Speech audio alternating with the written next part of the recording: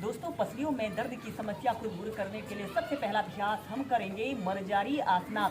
ऐसे ही आपने वज्रासना पर बैठ जाना है और अपने दोनों हाथों को जमीन पर ऐसे रखते हुए ऐसे टेबल टॉप की स्थिति पर आते हैं।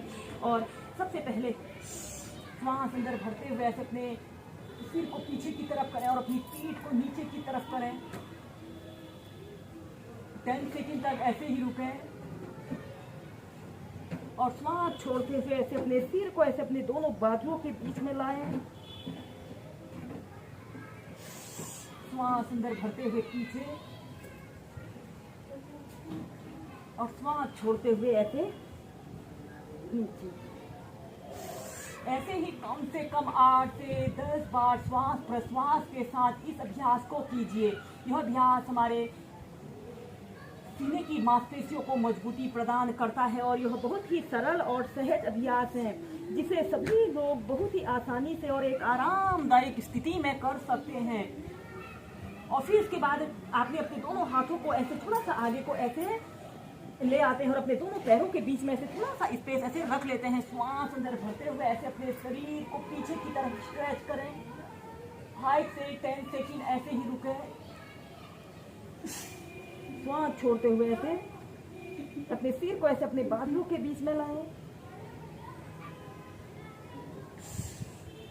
श्वास अंदर भरते हुए ऊपर और श्वास छोड़ते हुए नीचे।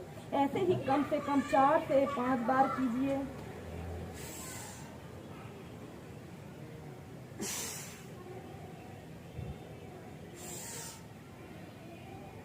और फिर इसके बाद ऐसे अपने दोनों घुटनों को ऐसे आपस में मिला देते हैं और चाइल्ड पोज।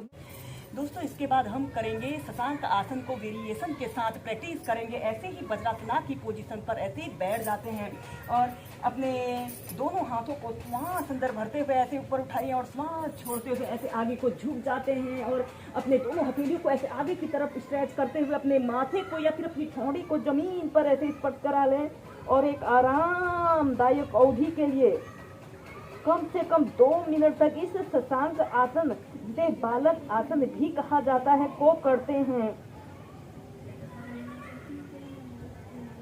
Normal breathing. श्वास अंदर भरते हुए सीधे। इसके बाद हम इसकी नेक्स्ट वेरिएशन को करेंगे, यानी कि न्यू शशांक आसना को करने के लिए आपने अपने दोनों घुटनों के बीच में ऐसे कम से कम आधे से जितना आप फैला सकते हैं अपने दोनों घुटनों को ऐसे फैला लें। आपके पैर के अंगूठे एक दूसरे को स्पर्श कर रहे हों और आपने अपने दोनों हील के बीच में ऐसे बैठ जाते हैं। अगर हो सके तो अपने हिप्स को जमीन पर स्पर्श कराने की कोशिश करें। श्वास अंदर भरते हुए अपने दोनों हाथों को ऊपर उठाएं और श्वास छोड़ते हुए ऐसे अपने दोनों हाथों को ऐसे आगे की तरफ करते हुए अपनी ठोड़ी को या फिर अपने माथे को जमीन पर ऐसे लगा लेते हैं। ऐसे अपनी दोनों घुटनों को भी स्ट्रेच करें और ऐसे कम से कम 2 से 5 मिनट या जितनी देर आप इसे होल्ड करके रख सकते हैं, होल्ड करके रखें। यह अभ्यास को करने से हमारा ऊपरी शरीर और निचला शरीर स्ट्रेच होता है और यह अभ्यास हमारे शरीर को काम, कूलिंग और रिलैक्स स्टेज में लाने वाला बहुत अच्छा अभ्यास है।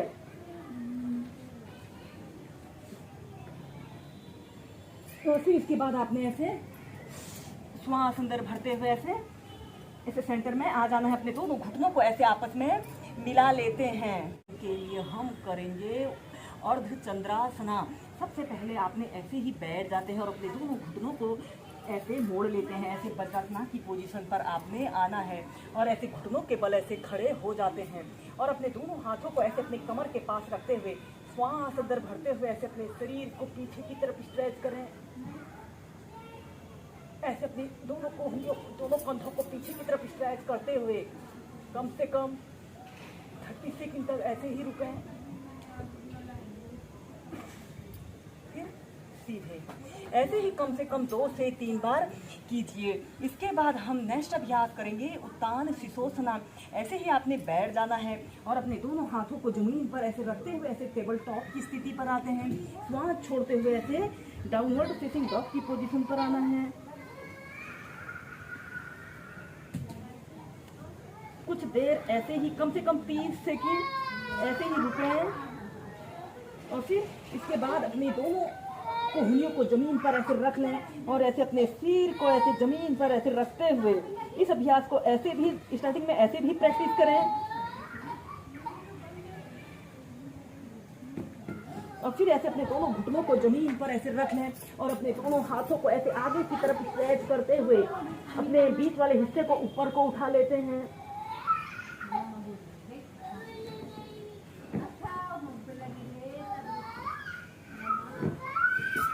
धीरे धीरे ऐसे सेंटर में आ जाना है।